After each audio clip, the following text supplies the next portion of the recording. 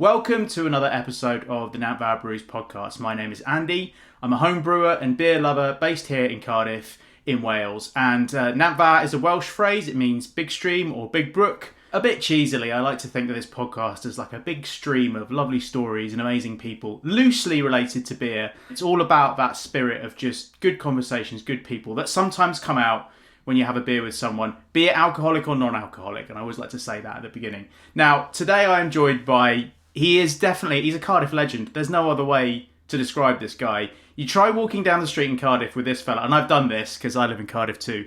You don't get more than about 100 yards in about half an hour because he's bumping into people, everyone knows him. He's a proper Cardiff boy. He's had an incredible life. He's someone that I work with professionally. He's also a friend of mine as well. We play cricket together. We've made podcasts together, and I'm really, really glad he's come onto this podcast. And he has got some stories to tell, trust me. So, Jon Saunders, welcome. How are you, mate? I'm really well, and thank you for the introduction, Andy. I'm really well. Thank you very much. Yeah, I am really, really well. I'm all good to crack on, as they say. Yeah, well, I'm glad you mentioned that phrase straight up because, you know, we should talk about you and your brand, which is growing really nicely now. So, you know, we've got Crack On Coaching, we've got the Crack On podcast that we work on together. And, you know, what is the Crack On spirit and why have you chosen to kind of build your professional life around it? It's something I always have said and caught myself saying for many a year, and I firmly believe in it. You know, I firmly believe that you've got to take that one step forward, right? You've got to, however bad things can get, you've got to just get on with it. And lots of things have happened in my life that have given me. I've had to do that. So in essence, when it came to sort of naming the company, I remember a lad I was talking to about my coach at the time. Actually, I was talking to him about a name, and I said, I've got a really good name for a company, and I want to call it Crack On Coaching. And he looked at me and he said, you know what, just imagine, put yourself in someone like Sony's shoes, and you go to Sony and you say, oh yeah, what's your name of your company? And you say, oh, we want to take on this Crack On Coaching. What do you think they'll say? And at the time I thought, you know what? Yeah, they probably wouldn't like that. But now I'm like, whatever. I just thought to myself a couple of years ago, do you know what? If I get to Sony, and I'm in a great place, right? So nice problem to have. yeah. So I thought about 2-3 years ago. I thought, no, bugger, I'm just going to actually call it the Crack On podcast and Crack On Coaching. So yeah, that's where it sort of really came from. Great, and I know it's going great guns, and I love working on the podcast with you. And we've had some great people on, so check out the Crack On podcast and also Crack On Coaching because Jon's doing some amazing work with CEO level people but people of every level. You just want to see people improve, don't you? And I know that from the conversations that I've listened to you have. Now listen, this is a beer podcast, so I tell you, there's a couple of reasons I wanted to talk to you. One is you're not drinking anymore through choice, and we'll talk about that. And there are some important stories about that. But also, your career to start with. I mean, now you're doing the coaching stuff, but you're still working very much in hospitality, and you have done everything there is on the other side of the bar. And a lot of this podcast is devoted, I guess, to the drinking side of the bar, to, what beers are being served and brewers and breweries and all that kind of stuff. But you know everything there is about life on the other side of the bar. And I know, having talked to a few people, that it's not quite what people imagine. You've owned bars, you've run bar staff, you train people. When it's going right, what is that feeling like when you've created or you're managing a space and everyone is just having the time of their lives? What's that like when it goes really, really right?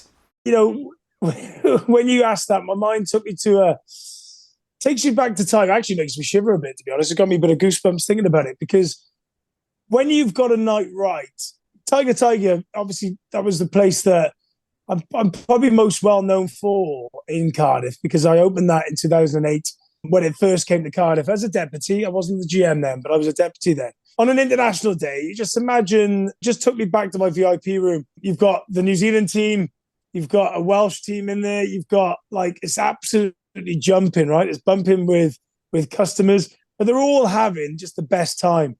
That's the bit that that you're in an industry that's a very special industry, that you're creating someone's memories. And it created so many positive memories for me. Just stood there watching people enjoy themselves in that environment, but also pinching yourself sometimes, saying, well, you can never replicate that.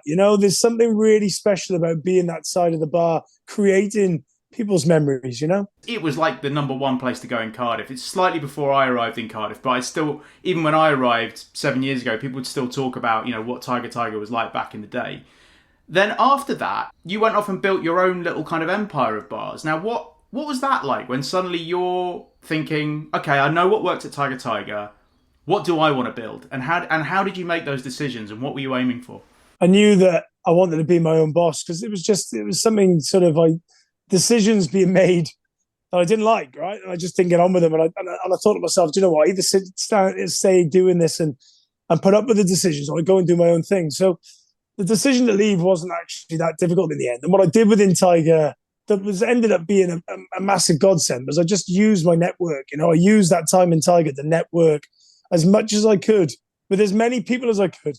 That's my biggest strength. I hone in on that now, connecting with people, understanding. And that's what the hospitality industry allowed me to do, allowed me to connect with people. So to take that venture over to then opening 10 Mill Lane was a big risk. I think looking back at it now, it was the biggest risk. I had 3 kids at the time and still have 3 kids now, but they're a lot younger than they are now. And there was a big risk within that. But I knew I had to do it for my own growth and my own sanity, because it was an opportunity I didn't want to turn down. And in essence, when we opened 10 Mill Lane, 6 o'clock in the morning license, I knew looking outside that venue, and I walked past it several times, I knew that it would be a success. But the reality I use the Matrix as quite an example, that I went from having the red pill, I knew everything as a GM, I could see everything come in, I could change the team where I needed to.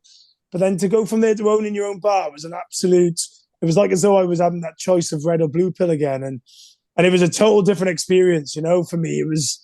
I don't really appreciate it until obviously I'm actually having reflections now on how different it actually is, because I wasn't having that monthly income anymore and everything was sort of hand to mouth, and I was feeding other people before me, because that's partly what you do as a boss, is you've got to have staff and a good team around you. But it was exciting. I mean, I'm sat here now talking to you about it. It was an exciting change in my life, but it was an uphill struggle from then owning my own bar, Now, okay, I'm going to take you down a slightly beery route here. I dread to think the amount of pints you've pulled, amount of kegs you've tapped. Have you got a good story that involves beer from all of your years in the hospitality trade? So I remember an old boss of mine, when I was about 17, 16, in my own clubhouse in Cardiff, and my boss sort of said, look, whenever you do the gas change, you put the gas on, right, and put it down, but always cover your out featherweight just in case it comes up.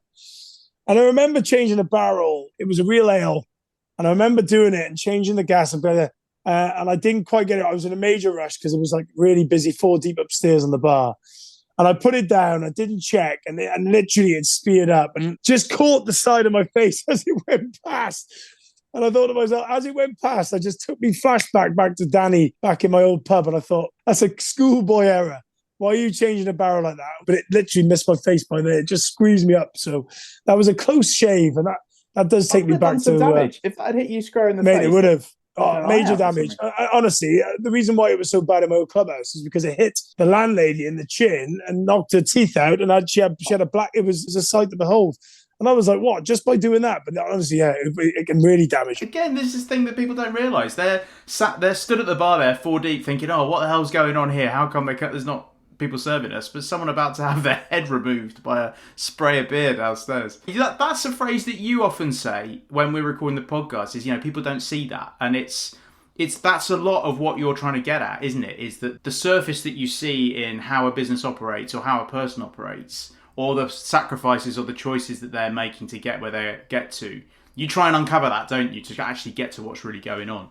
It's what you don't see, isn't it? There's a lot of work going on in the background that you just don't see. And the best venues that are run, the ones that are seamless front and back end, are the ones that you get it right every time, Yeah, and there's a real art. I mean, certainly with cask beer, there's a real art to serving that properly. It's a live product. It's only really going to be right for 2, 3, 4 days maybe, and knowing how to do that, knowing even things like if you're running a venue to say, look, we've got to knock the price down on this because we've got to sell it in the next day, otherwise we'll just be pouring it down the drain and stuff like that. That's it, isn't it? That product is alive, like you said, is a live product that needs turning and nurturing and loving. A lot of the venues I've run are high throughput, right? So I've only ever had sort of cask ale in a couple of the venues I've ever worked in, but unless it's loved, And unless it's given the time and the effort, it goes. And your margin's just gone. Yeah. All right. So look, I did check with you before. There's some uncomfortable moments in your journey up to this point, and you're very open and talking about it. You said something in the last interview we recorded of your podcast where you said, I wanted 3 bars,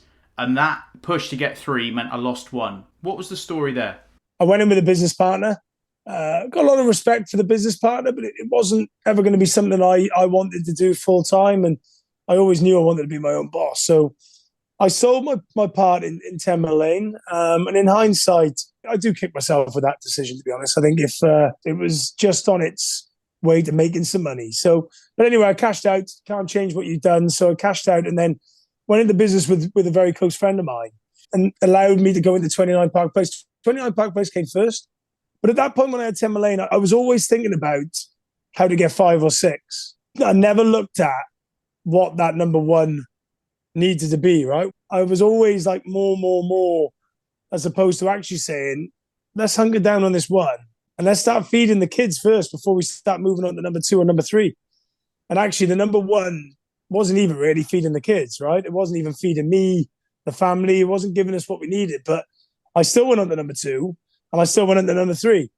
Yeah, you're just paying off Peter to pay Paul. And that was the biggest issue. And unfortunately, with the one with 29 Park Place, that's what I sat outside 29 Park Place. And I sort of thought, yeah, of course I can make this work. It's been closed for 2 years, but I can still make it work because it's Jon, right? And Jon can do whatever Jon can do. But the reality was I lost my mojo. And I thought that by being the MD, you just sit back and watch it all happen. But my biggest reflection was, I needed to get in and get my hands dirty. And I didn't do that from word go. And everyone was telling me around me, that's what you need to do. But I thought it'd be better for me to be a hands-off approach. So I had a load of managers come in and run it like I would do in Tiger. I would try to run it like Tiger, but without the money. You start chasing your tail, Andy, you start chasing your tail. And when you chase your tail too much, the writing's on the wall. And that's what happened with 29. I was chasing my tail it was a great offer. I loved the offer. I loved the people involved in it. But unfortunately, that 29, it went bust and went through. And I remember the day it went through. I put it through on New Year's Eve. I wanted to get the busy period out of the way. So I did. And on New Year's Eve, I phoned my landlord. But I remember phoning my parents up. And I said to them all, I said, look, I'm my family. I said, look, can you do me a favor? Can you come down to 29 Park Place for the day and help me? And my dad was like, what are we helping you do? And I said, well, look, I'll tell you when you come down, but I've got a van and I need to get rid of some stuff.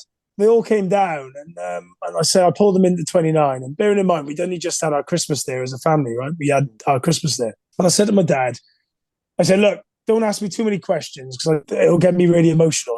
But just what we're going to need to do is we're going to have to get everything out of this venue into a car and we're going to have to take it away. And my sisters and my brothers were like, why are we doing that for? And I was like, look, I've had to pull the plug on it. We're going, I've had to go bust on it.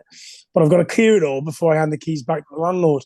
It was quite a surreal moment at that point where all my family was just looking at me. And it was a tough day. It was a tough day in the office. We started at like 9 o'clock in the morning and I cleared the whole venue by 10 o'clock with everything. Everything had gone, the bar, everything.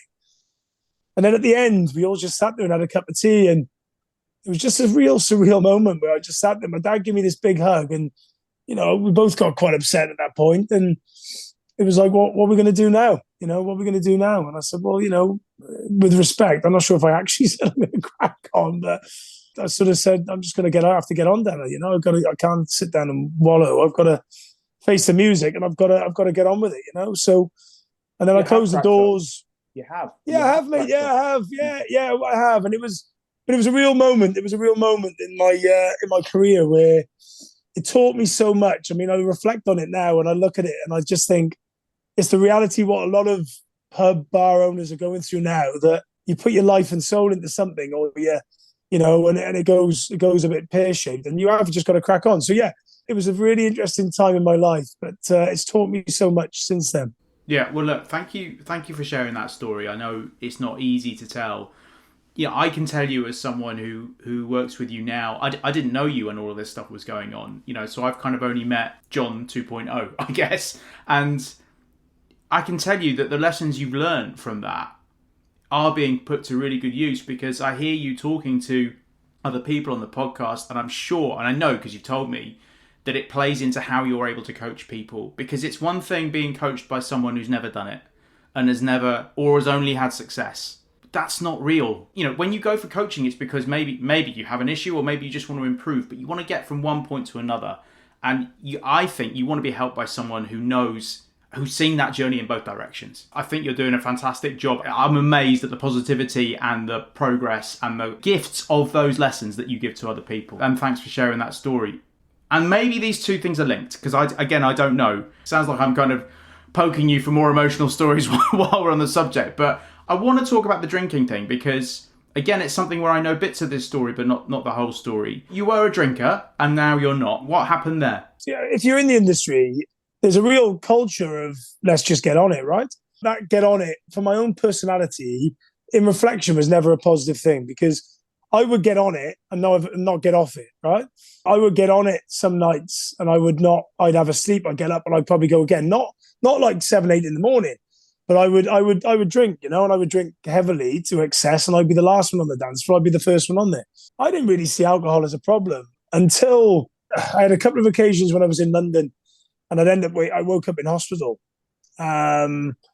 And I remember the hospital really well. And it was my first time it ever happened to me. I was probably like late 20s. And I was waking up in the morning with a drip in my arm. I was thinking, this is a bit strange. What's this all about? And the first time it happened, I'd send flowers to the nurse, and I felt really, really bad about it, right? Because it was my first time I'd ever done that. And I didn't want to be a burden to anyone. So I was like, I can't believe I've done that.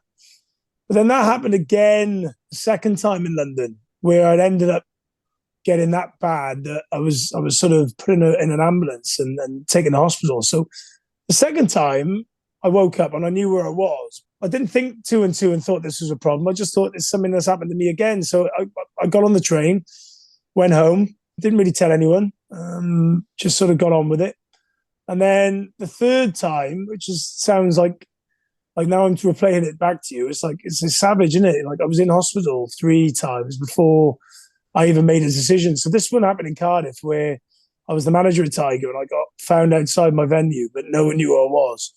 And I got taken to hospital. And that was the third time. So I thought to myself, well, actually, looking back at it, you'd have thought you'd learn your lesson from that. But not Jon. Jon then decided to take on 10 ml, still drink and still go heavy.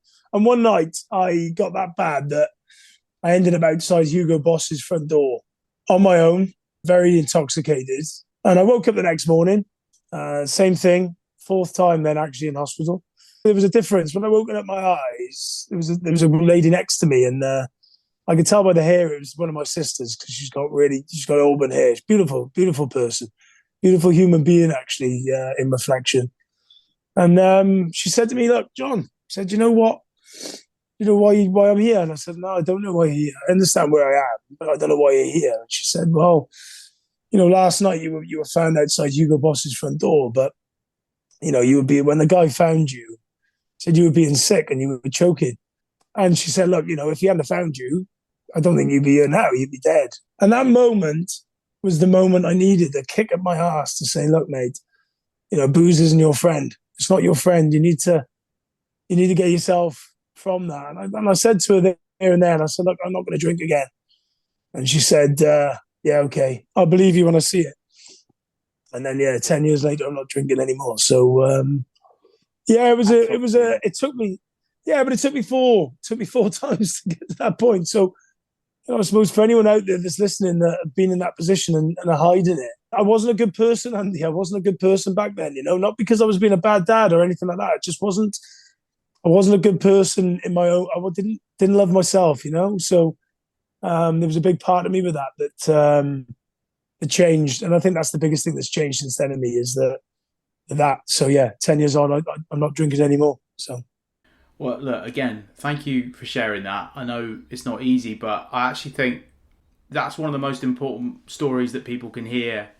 I think actually both those stories that you've just shared, I think so many people, especially us blokes, need to hear both of them, because so much of what is expected of blokes these days hangs around success, work success, financial success.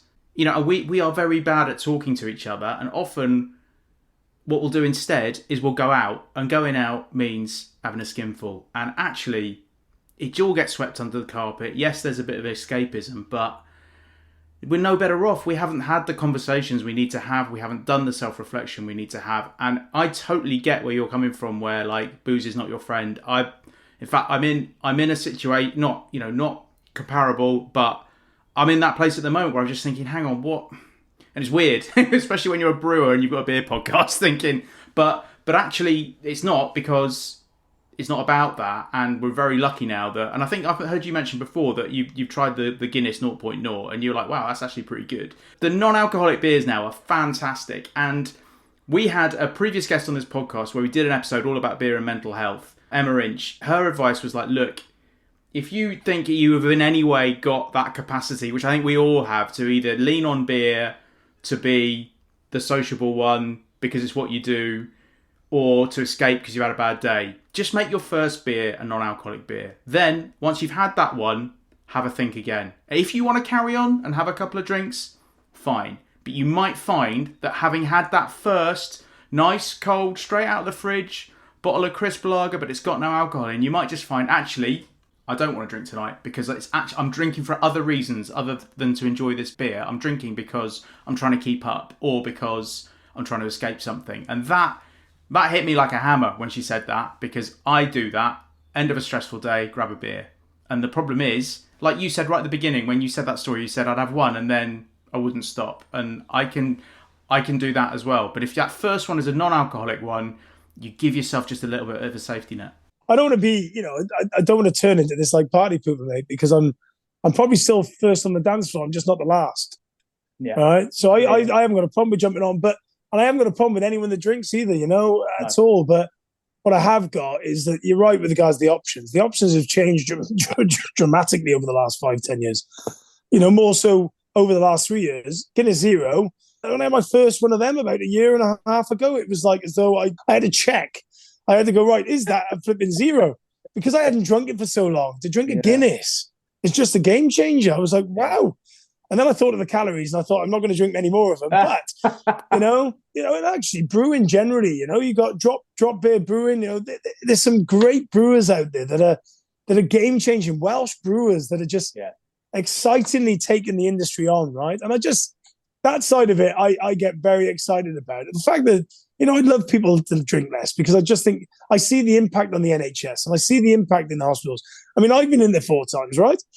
So that's 4 times too many, right? They're looking after me. I'm taking a bed up that shouldn't be taken. So I'm all over the zero, and come on leaps and bounds. So it's a great time to be a non-alcoholic. That was a big moment for me.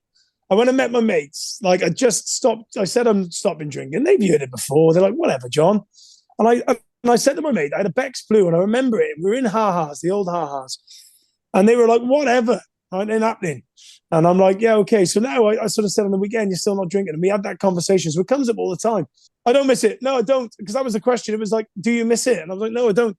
I asked my wife, actually. I said, would you mind if I had a glass of red wine? Because we miss those moments. Yeah. I don't eat meat anymore, and I don't drink alcohol. So, I sound like a right party pooper, right? But, I used to love going out with a steak dinner with my wife and having a glass of red wine. I used to love that part of it, right? I said to her about 3 months ago, I said, look, would you mind if I had, what do you think if I said I'll have a glass of red wine? And she said, no, you're not going back on it. I don't want to see him again. And I was like, wow, that just hit me like a ton of bricks, right? So, yeah, I don't miss it at all, mate. I don't miss it at all. My family life, everything. Talk about compound interest. Everything is compounded into a positive place for me, and I wouldn't want to go back to that place or that person again. I love what you said there about, I'd still be the first person on the dance floor, might not be the last person on it, because having got to know you and work with you in the 2.0 version of Jon, but now hearing, even on this episode, hearing the full story, I'd heard bits of both. That enthusiastic Jon, that positive Jon, that crack on Jon, that's still you, and that was always you. You've just taken away a bit that wasn't helping you. That is to your immense credit. I think it's absolutely admirable the way you've reacted to both of those situations in your life. So, hats off to you. It's funny, like, it explains kind of where you are now with the Crack On Spirit, Crack On Coaching, Crack On podcast. You obviously had to hit some lows to make the progress. but now you're helping other people make progress. It's a bit of a kind of marking my own homework here, because obviously I work with you on the Crack On podcast, but we have had some amazing guests in the last year, and I would recommend people go and check it out. What are some of your favourite insights from people that we've met? Good little insights you've gained from speaking to these people. When Chris McNamara talked about his mum on the stairs, it's something that lands in my throat quite a bit, because it's something that he's a big man, he's a brave man, he's a strong man, he's a man's man, right? But to see him get vulnerable with that bit really got to me, actually. When I replay that and I listen to it, it just hits me. And he rings me all the time about it. Just like people come to him and talk to him about, I got you from that podcast, right? I got you. I got the real Chris from that. And that really hits home for me. But I've got to be honest. I think there's a moment that Colin Jarvis impacted me probably more than anyone. Just his subtle way of leadership. I'm fascinated by leadership. I really am. What makes someone a good leader? So this is ex-Wales rugby international captain, played for the Lions, but also he's faced racism himself. He's first black person to captain Wales. So just to give the context of people who might not know who Colin Jarvis was, obviously he's a legend here in Wales and in Cardiff. But yeah, so what was it in Colin's story that landed with you? Meeting Nelson Mandela and being that person that just wanted to do better for not just him, but to have six, and also the one that he talks about having 6 relatives come and watch him play his 90-odd caps. 6 of his relatives came at different times in total, in 6 games. Only ever 6. In total, he's got 90-odd caps. He had 6 relatives come and watch him. So when he was relating, like nowadays, where all those moments where they bring their kids on, and he never had those moments. That for me, really hit home. He was such a good player and such a good guy, and he's such a nice bloke that for those bits where, everyone's been brought up in different ways, everyone's had their own ways of getting to where we all are now. But what I love with Colin, what's happened doesn't determine where you are, and that was the bit that got me with Collins. Was it doesn't matter what's happened; it matters where you go, what your mindset and how you want to approach something. That's what really stands out with me. Right, we're getting towards the end now, running out of time, but I want to ask you one last question about coaching, because I know that's where you're going now, and the kind of caliber of people you're working with and the impacts you're having is just going up and up. Anyone listening here can tell that you're a very open person, and you're obviously good at talking to people, and you're going to be able to help people. What's that like when someone comes to you and you are able to help them progress? What's that like? You sometimes, you first of all get can I do this? Are they right for me? Am I right for them? But I've found a niche in the marketplace where someone that's, the best people I work with have got, are introverted. The best people I get results from are ones that want to find their voice and want to create something for themselves. They've leaned away from before now, So I've sort of found a marketplace that I'm really comfortable in, because that's something I find really strong. I'm strong at, right? So it's to try and bring someone's sort of weaknesses in their own right to a strength, or improve where they are. But to get that end result is something that really makes me tick. To see someone grow and move and little points. I had a coaching session Friday where, the guy on the question said to me, I won't mention his wife's name, but he said, my wife said, how have you done in 6 months what I've been trying to do in 22 years? And I won't say what it was about, but those moments where you get those comments, you just think, I know I'm making a difference. I know I'm connecting with somebody, and to see just this one day at a time. But if they're willing to come on that journey, their behavior change is massive. So I get really big time off on those little comments. I don't need a massive pat on the back, but those moments you get with each client is special, mate. So I love coaching for that reason. Yeah. Well, look, I've seen firsthand the power of your conversations can have on people. So good on you for that. Good luck with everything. Anyone listening, have a look for Crack On Coaching. Good thing about having a name like Crack On Coaching is that it's very easy to Google. There's not many other companies called Crack On Coaching. So if you type in Jon Saunders Crack On Coaching or the Crack On podcast, you will get it all. Jon, thank you so much for being on the Nat Vauer Brews podcast and sharing so much. And I've absolutely loved talking to you. Thanks very much. Thank you very much, Andy, for the invite.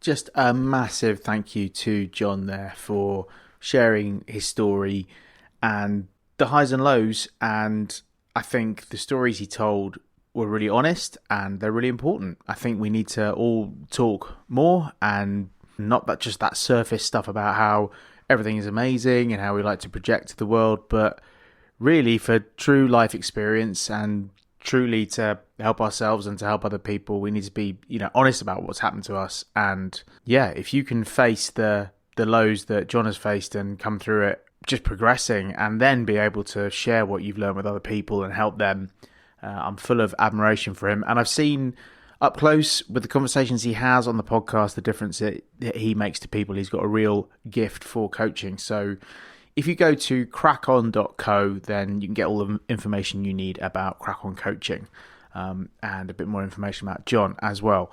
It's funny, when I started this little Just for Fun Beer podcast, I wasn't necessarily expecting that I would end up having deep, meaningful conversations like that, but I'm really glad that I have. And yeah, it was a conversation I got a lot out of, and I hope it's useful to other people too. So thank you very much to Jon.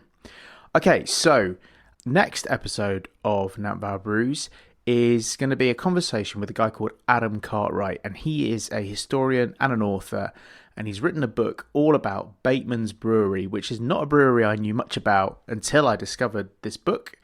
And honestly, the book read like some kind of thriller. You couldn't make up the stuff that has happened to this brewery over its 150-year history and the challenges it's faced, and this incredible independent spirit and willingness to battle on that it has exhibited. So it is a roller coaster story. Adam has researched it in the nth degree. He's had full access to the archives, and it's just absolutely fascinating. And these breweries that have that sense of tradition, family owned for 150 years, there aren't many of them about. And hearing all about that brewery and reading about it was an experience I really enjoyed. And so I think you'll really enjoy that conversation I have with Adam, and that's next month's episode. And other than that, it's just the usual sign off, which is to say, until the next time we make an episode, have a great life, be kind to each other, drink some great beer, be it alcoholic or non-alcoholic, and I'll see you next time.